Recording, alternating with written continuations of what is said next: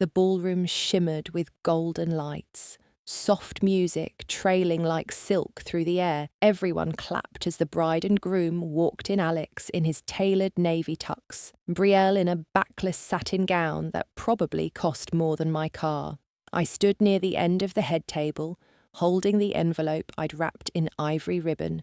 Inside, the deed to the house I'd planned to gift them. I'd waited years for this moment. Alex leaned toward Brielle and said something I wasn't meant to hear. But I did. She's just kind of a burden now, you know. He didn't say it cruelly.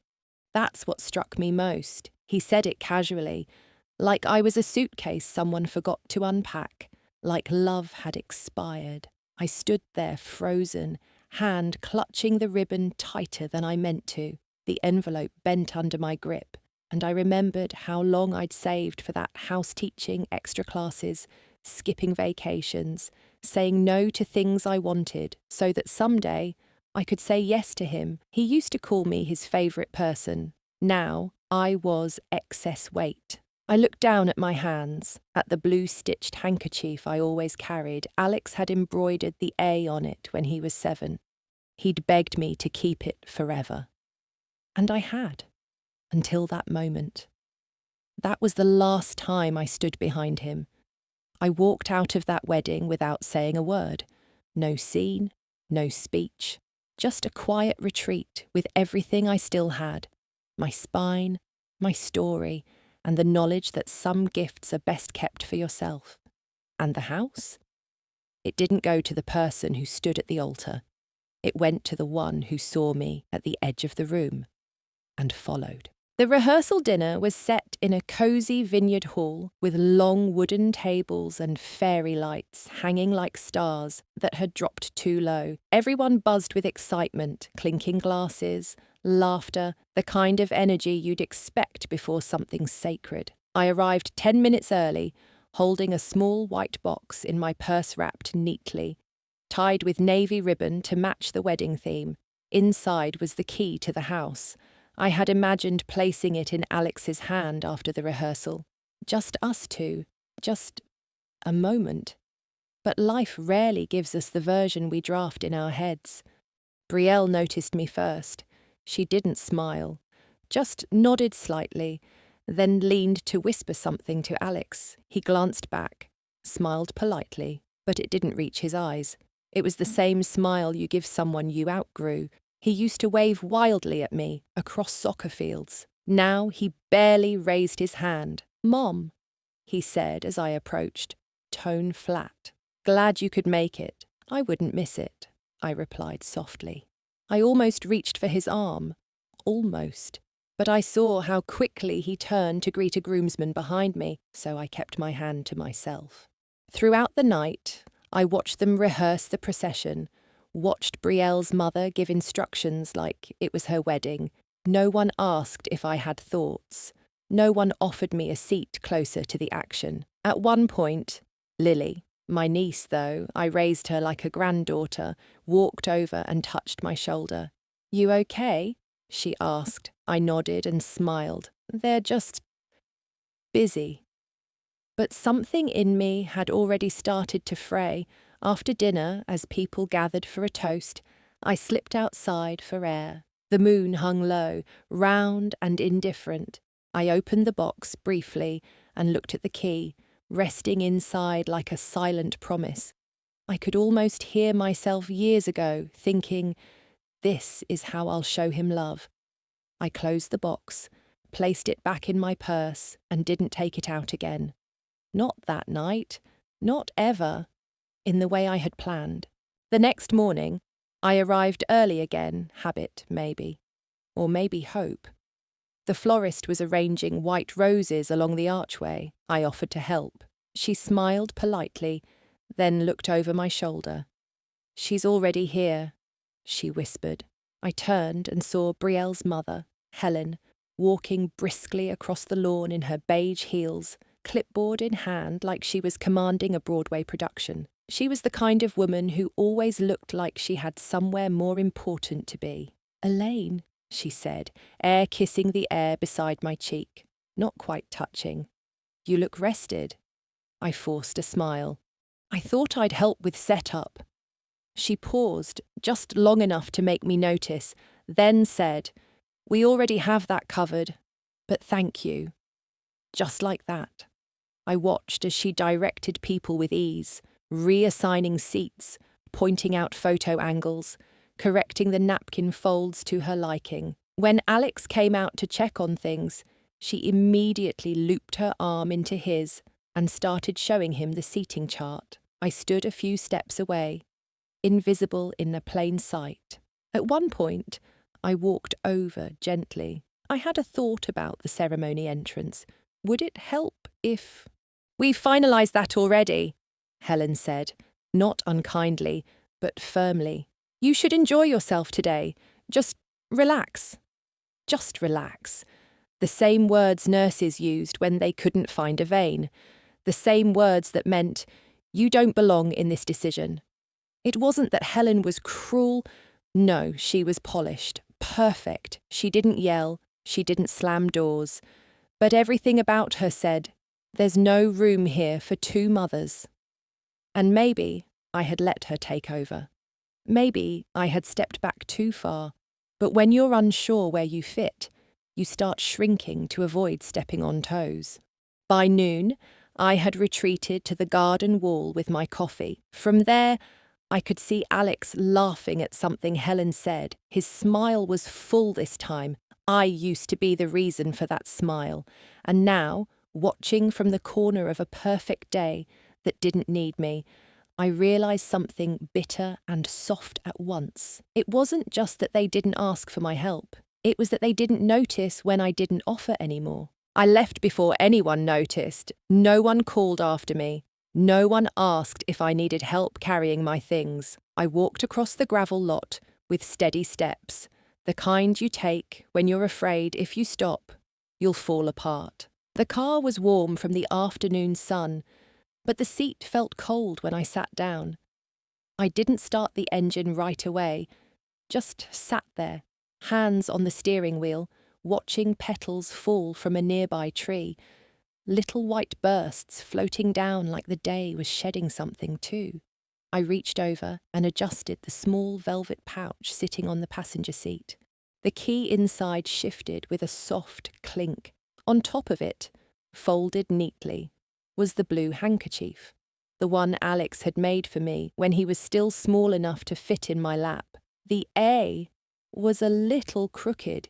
He had insisted it stood for "always mine." Now it sat untouched. I didn't turn on the radio, just let the silence ride with me. It wasn't heavy, it was hollow, the kind of quiet that presses in from the inside out. The left blinker clicked as I turned towards the highway. That soft, ticking sound filled the cabin like a metronome for thoughts I didn't want to face yet. The further I drove, the more the vineyard disappeared in my rearview mirror, replaced by quiet roads, then neighbourhoods, then traffic lights blinking yellow over intersections that knew nothing about weddings or mothers. I rolled the window down halfway. The wind pushed my hair across my face and I didn't bother fixing it. Let it tangle. Grief is strange. It doesn't always show up when someone dies. Sometimes it arrives when someone lives and just doesn't see you anymore. At a red light, I looked at myself in the mirror. Still me, still the woman who raised him, packed his lunches, stayed up with fevers, drove to every science fair. But now I was also the woman driving away from her son's future and not invited to shape it. When I got home, I left the pouch in the car. I didn't need to carry it inside. Not yet. Maybe not ever. That night, I made tea. I didn't drink. I sat at the kitchen table, the light above humming softly, and pulled out the small wooden box where I kept Memento's birthday cards, notes from Alex in kindergarten, the clay handprint he gave me when he was 5. I used to open it on hard days. Tonight, I needed it to remember I wasn't imagining the bond we had. Under the old papers was a fresh envelope, the wedding invitation. I had tucked it there weeks ago, too hurt to look at it closely back then. But now, I needed to see it again. All of it. I unfolded the thick cream card, feeling the texture of expensive decisions. Brielle had chosen a cursive font so delicate it was almost unreadable. Every detail screamed taste, intent, control. I scanned the text slowly. Mr. and Mrs. Richard Thompson request the honour of your presence. Richard and Helen, her parents, hosting. Join us in celebrating the marriage of Brielle Thompson and Alexander Jameson. There was no mention of me, no son of Elaine Jameson, no family of nothing. I reread it, just to be sure, then looked again at the RSVP card tucked inside. Even the return address wasn't mine, it went straight to Brielle's mother. My name was nowhere. I hadn't forgotten. They had. It was a small thing, a technicality, perhaps. Maybe no one thought it mattered. Maybe Alex didn't even notice, or maybe he did and chose not to fight it. That realization hit deeper than I expected. It wasn't that I'd been overlooked, it was that I'd been surrendered. My tea had gone cold. I didn't even remember pouring it. I sat back and looked at the box on the table, at everything I had saved. Every proof of love, every thread I thought still connected us. Then I closed the lid. And this time, I didn't feel like opening it again tomorrow. The next morning, I called Henry. He'd been our family attorney since before Alex was born. Knew our birthdays, our milestones, even sent cards at Christmas. I hadn't spoken to him in over a year. There hadn't been a reason. Until now. The drive to his office felt different. I wasn't angry. Not really. Just clear. His assistant greeted me with surprise and warmth. Ms. Jameson, what a nice surprise. He's just finishing up with someone, but I'll let him know. I sat in the waiting area, staring at the muted painting of a sailboat in a storm. How long had that been there? Henry came out a few minutes later, glasses slipping halfway down his nose. Elaine, you look well. I smiled softly. I need to make a change. He didn't ask why not at first, just gestured toward his office and closed the door gently behind me. The room smelled of old leather and citrus polish. We sat. He opened the file. The house in Millridge, it's still deeded under your name. You had mentioned transferring it to Alex after the wedding. I've changed my mind, I said. Henry looked up, not with judgment, just a pause. Would you like to remove him from the will as well? I hesitated, then nodded. Yes. He didn't write anything yet. Would you like to leave it to someone else? Not yet, just not him. He finally scribbled a note on the folder. May I ask what happened? I didn't tell him everything. I didn't need to. I simply said he forgot who raised him, and I forgot I don't owe him anything. He met my gaze for a long second. Are you sure? That question. Are you sure? The same question I asked myself after every small exclusion, every look that passed through me, every moment I bit my tongue to keep the peace. Yes, Henry, I said quietly. I'm sure. He nodded. We went over the necessary signatures. He explained what would happen next. I listened, but my thoughts were elsewhere. On the key in my nightstand drawer, on the house I'd almost handed him with no conditions, and on how freeing it felt, even in this quiet office, to finally say, no more. That night, I pulled out the box again. Not the one with birthday cards and preschool drawings. This one was older, thinner. It had been tucked in the back of my closet for years, behind winter scarves I no longer wore. Inside was a single letter, folded 3 times, edges soft from age. The ink had started to fade. I didn't read it often, but I always knew it was there.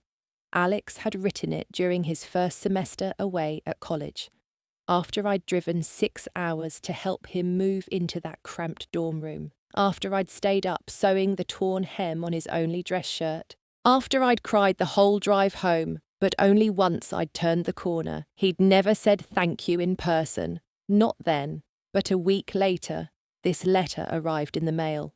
Mum, I didn't know what homesick felt like until I couldn't hear your footsteps in the kitchen. Thank you for giving me more than I ever realised I needed. I'll pay you back one day. Not with money, just by being the kind of man you deserve to call son.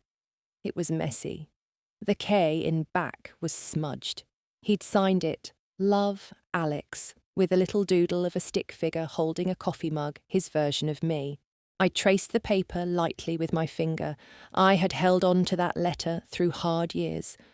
When he flunked his second semester, when he blamed me for pushing him too hard, when he met Brielle and slowly, silently, drifted. Even through silence, I held it. Because I believed that boy, the one who wrote this, was still in there somewhere. Tonight, though, the words felt like they belonged to someone else, or maybe they still belonged to him, but no longer to me. I folded the letter again, slid it into the drawer beside the key, and for the first time in years, I didn't feel comforted by it. Just done waiting for him to remember. The real estate office was quiet when I arrived, bright, with too much glass and not enough warmth. It smelled like copier paper and pine-scented floor cleaner. A young woman behind the front desk looked up with a practiced smile. "Good morning. Do you have an appointment?" I nodded. "With Diane Wells, 10 o'clock. She tapped a few keys, right on time. She'll be with you in just a moment. Would you like some water or coffee?" "No, thank you." I sat down in a stiff grey chair and looked around at the framed photos on the wall, happy couples in front of sold signs. A man holding keys beside a dog wearing a bow tie, life's milestones captured like trophies, except no one ever framed the decision to let go of a home. Diane stepped out of her office right on time, a smart blazer, confident walk, kind eyes that didn't flinch when she saw I was alone. "Elaine," she said warmly. "Come in." Her office was small but tidy, desk cleared except for a monitor, a stack of folders, and a little pot of succulents. She waited until I sat before she spoke again. "So, what are we looking to do?" I reached into my bag and pulled out the velvet pouch. The key made a soft click when I placed it on the glass tabletop. "I want to list the house." She blinked. "The one on Millridge, the one you were going to—" "Yes," I said. She didn't ask more, just opened a folder. "Any specific timing you're hoping for?" "Soon, but not rushed. I just want it to go to someone who'll love it." She nodded, flipping through paperwork. "It's a beautiful place. It won't stay long." I didn't say it out loud, but I wanted her to be right. I wanted the house to belong to someone who'd open the kitchen windows wide in spring, who'd polish the staircase railing like I used to, who'd plant something new in the garden, someone who wouldn't look at it and see a burden. Diane printed out a few preliminary documents. As I signed, I noticed the pen shaking slightly in my hand, not from doubt, just from the weight of how long I'd held this moment off. When I left, she handed me a copy of the papers and said, "It's a brave thing you're doing." I smiled faintly. It's overdue. Outside, the sun had come up fully, sharp light, clear sky. I didn't look back at the office, and I didn't feel like I needed to. That evening, I sat alone in the living room. The realtor's papers were stacked neatly beside the couch, untouched. The house was still mine, but not for much longer. I leaned back in the old armchair, the one Alex used to climb into when he couldn't sleep. He'd curl up with his blanket and whisper, "Tell me the part where the lion comes back." He never asked for new stories, just the same one, over and over. The lion who got lost, then found his way home because someone never stopped leaving the light on. I used to think that was me. The light. Years later, the night he and Brielle moved into their condo, I brought them a basket, soft towels, cinnamon muffins, a potted plant with a little card that said, "Welcome home."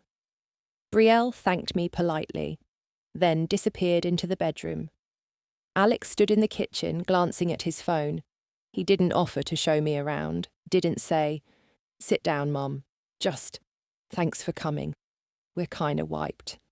And that was it. I stepped back out into the hallway, holding the basket's empty handle. The door clicked shut behind me. I shifted in the chair now, feeling how the cushion sagged slightly on one side, the way it always did after someone you loved stopped using it. Maybe he didn't mean to make me feel dismissed. Maybe he didn't even see it. But I did. I saw it every time he looked past me at dinners, every time he let Brielle speak for him, every time he forgot that he once called me his lighthouse. Maybe he still remembered, or maybe that boy had gone for good.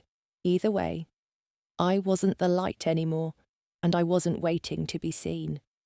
The house groaned slightly with the night air. A branch tapped gently against the window pane, like fingers reminding me, it's okay to move on. I stayed in that chair for a while longer, hand resting over the armrest's frayed edge. Then I got up, folded the papers, set them by the front door. In the morning, I'd send them back to Diane. And with them, I'd start closing the door on a version of motherhood that no longer needed to hold me hostage. The next morning, I didn't brew coffee, I didn't turn on the news or feed the birds outside. I just walked barefoot across the hardwood floor towards the hallway closet. Inside was a small wooden box I hadn't opened in years. It still smelled faintly of cedar. I carried it to the dining table and sat down in the same chair where I used to grade Alex's spelling tests. The early sun slanted in, drawing long lines across the floor like invisible pages from old chapters. One by one, I began placing things inside the box. First, the silver key, the one I used to imagine handing over on a sunny porch, with laughter behind me and tears in my eyes. Then the letter. Then something I hadn't thought I still had, a small square of blue flannel, the corner of a baby blanket. I used to keep it in my purse when Alex started kindergarten, just in case he needed something that smelled like home. He never asked for it, but I kept it anyway. I folded the cloth gently and placed it beside the letter. I didn't cry. Not this time. Instead, I closed the lid and tied a soft ribbon around it. No name, no label. Just memory, sealed and still. This wasn't punishment. It wasn't revenge. It was release. A silent ceremony. Not the kind with violins or crowds, but the kind where a woman tells herself, finally, truthfully, you can stop hoping for someone to return to who they were. I stood, held the box to my chest for a moment, then slid it to the back of the cabinet above the pantry. Not thrown away, just removed from view. Some love doesn't die. It simply stops waiting. The reservation was for 12. The table was long, dressed in white linen, little pink and gold balloons tied to the chairs. I arrived right on time, wearing the same pearl necklace Alex gave me when he was 13. He picked it out with his dad, said I looked like a movie star in it. I didn't expect a banner or a cake. I didn't need a speech, just a seat. But when I stepped inside the restaurant, there was no room left. Every chair was filled. Brielle's parents were there, her sister, even the yoga instructor she always name-dropped. Alex looked up and smiled. Hey, Mom. I waited for him to say, we'll make space. But he didn't. He didn't even stand. Brielle said brightly, we thought maybe we'd catch up after lunch. Just us, maybe some tea. Just us. I looked down the length of the table. No place settings left. No extra chair. I can go, I said quietly. No, stay, Brielle insisted, but her hand didn't move from her wine glass. Alex didn't look at me. He was buttering a roll. I smiled. It's fine. I turned to leave, and that's when I felt it. A small hand caught my wrist. It was Emma, my granddaughter. She looked up at me with wide eyes and said, "But Grandma didn't blow out candles yet." The table went quiet. Brielle's laugh was tight. "Oh, sweetie, we're not doing candles this year." Emma didn't look away from me, but last time you made me a cake with rainbows. I knelt beside her. "That was a fun day, huh?" She nodded. I reached into my purse and pulled out a small box. Inside was a silver charm, a tiny book with a heart on it. I had planned to give it to her after lunch. "Here," I whispered, "for being the only one who remembered." Her eyes lit up. Then I kissed her forehead, straightened up, and walked out. No one followed. No one called after me. But Emma's eyes stayed on me the whole time until the door closed behind me. Outside, the breeze was warm. I touched the pearls on my neck, then unfastened them, dropped them into my purse like a chapter closed. 2 days later, I stopped by their house. Not to make a scene, just to drop off Emma's jacket and the book she left in my car. No one answered the door, so I used the key they still hadn't remembered to ask back. Inside, it smelled like rosemary and something sweet someone had been baking. I set the book on the counter and was about to leave when I heard soft footsteps behind me. Emma, she was barefoot, her pajamas wrinkled, holding a spoon in one hand. "Grandma," she whispered, "are you mad at Daddy?" I knelt down. "Why would you ask that, honey?" She looked down. "Because your cake's in the fridge, but we didn't eat it." I froze. "What cake?"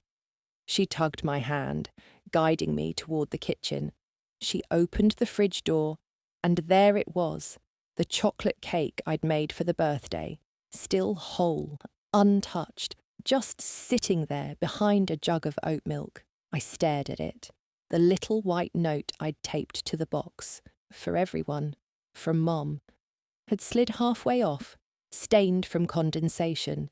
Emma looked up again. "I told Mommy we should eat it." I swallowed hard. "That's okay, sweetheart. Some cakes aren't for everyone." She didn't understand, of course, but she wrapped her arms around my leg anyway, and that moment her little hug in a quiet kitchen said more than any apology ever could. I didn't stay long. I put the jacket on the hook by the door, slid the key onto the counter. As I stepped outside, I heard Emma call out softly, "Wait, Grandma, can I come to your house sometime?" I turned. "Any time," I said, my voice softer than I meant. "Can I help you make rainbow cake again?" My smile wavered. "Yes, but only if you promise to eat it." She giggled. Then I left. I didn't cry this time. But as I drove away, the sound of that fridge door still echoed. Sometimes love gets shelved, and sometimes even kids notice. That night, I opened the bottom drawer of my desk, the one with old birthday cards, faded receipts, and paper clips that have long outlived their usefulness. Buried underneath it all was a photo. Alex, age 7, missing his 2 front teeth, arms around my neck after his first school play. I was wearing that ridiculous feathered scarf he insisted I wear because "You look like a movie queen, Mom." I flipped it over. In his careful, crooked handwriting, it said, "You're the reason I always come home."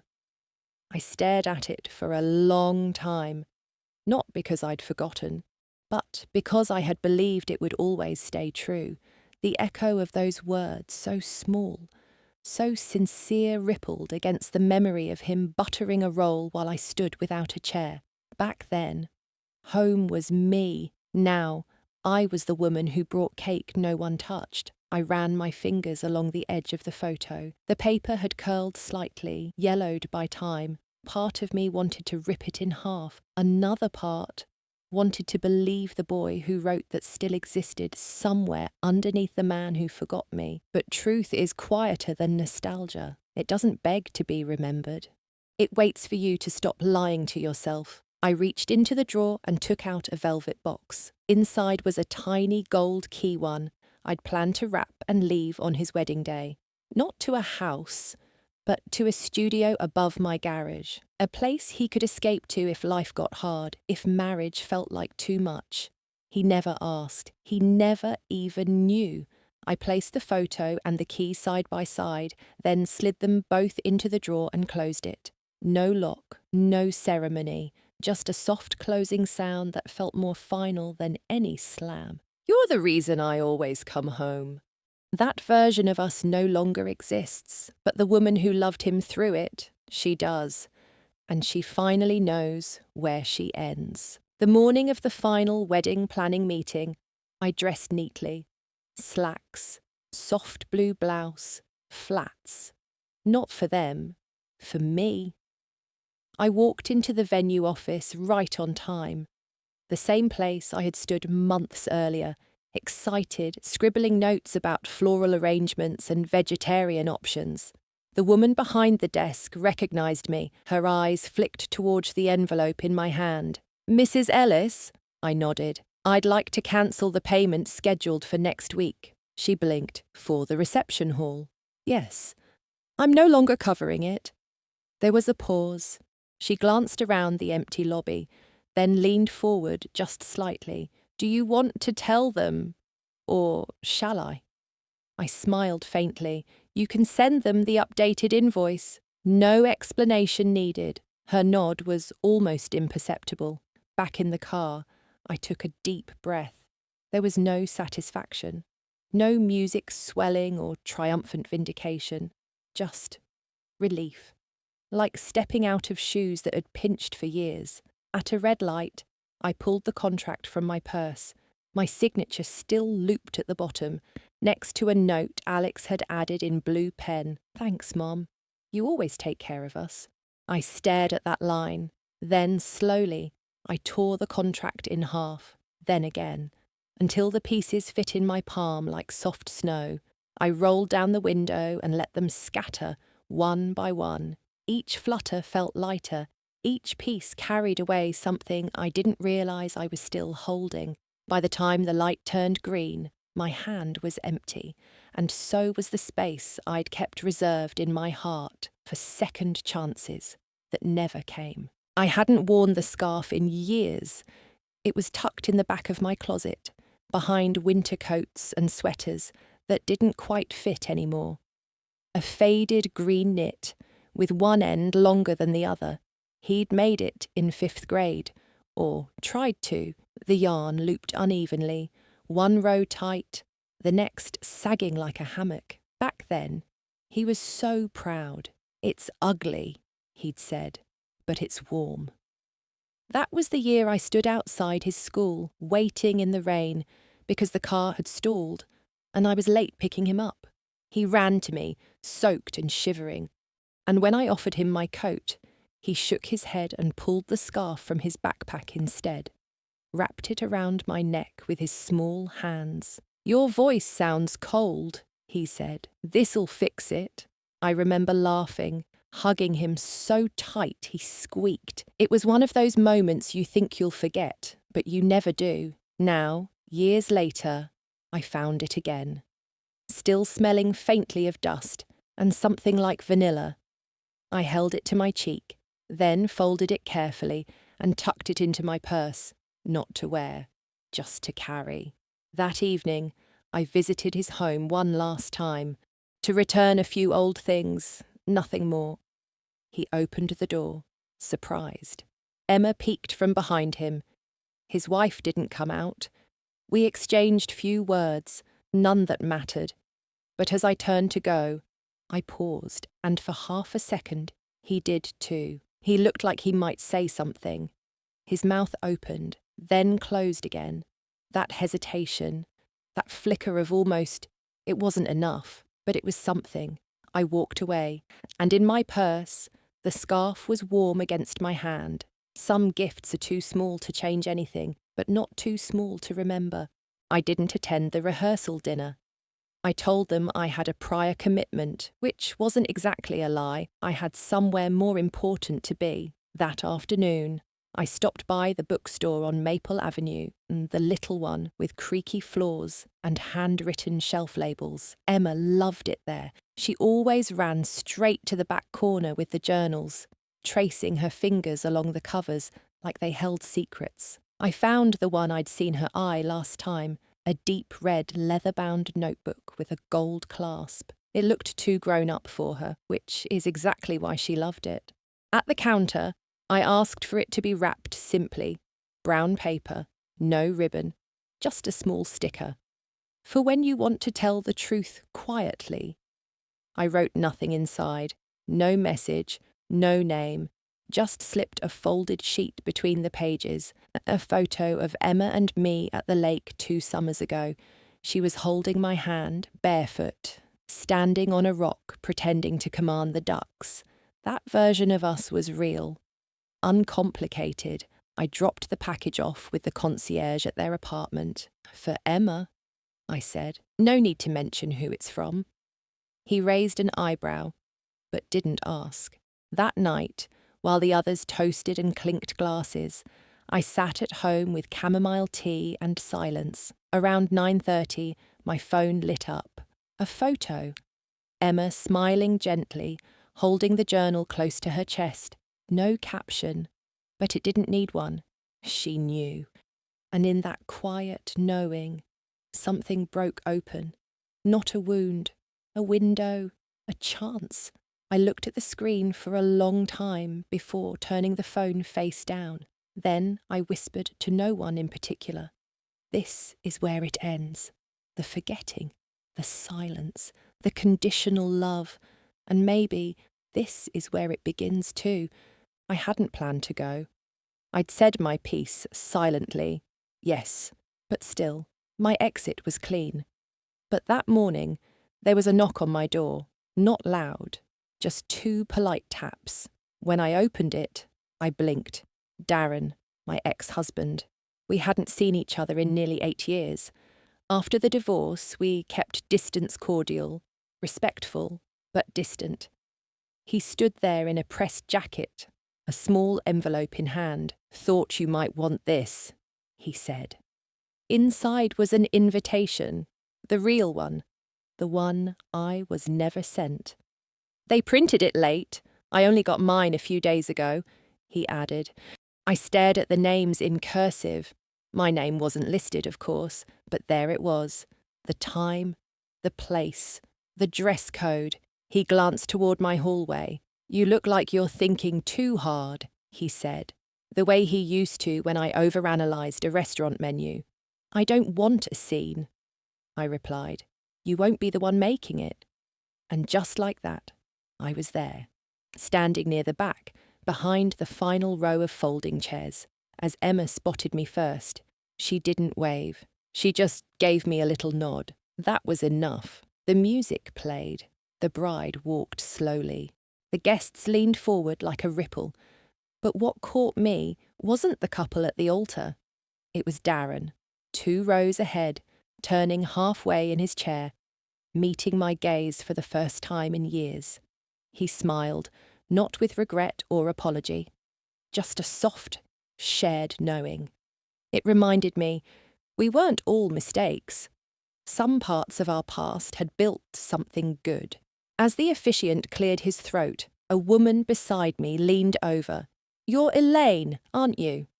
I turned. My sister-in-law talks about your cooking. Said you once saved a whole reception when the caterer cancelled. I smiled. Long time ago. Well, she said, touching my arm lightly, I'm glad you came. I didn't reply, but in that moment, I didn't feel like a burden. I felt seen. And sometimes that's the rarest gift in a room full of flowers and champagne. The reception moved around me like a low hum.